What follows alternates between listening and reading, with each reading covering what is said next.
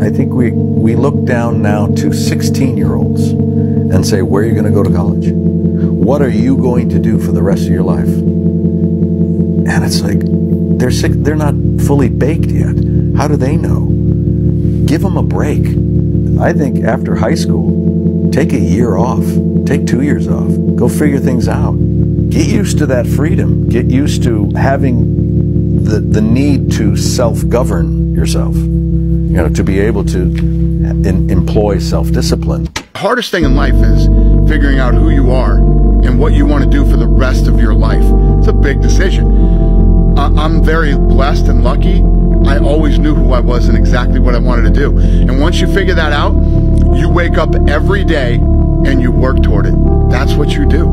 It's impossible for you to fail if you know who you are, what you want to do, and you wake up every day and work toward it.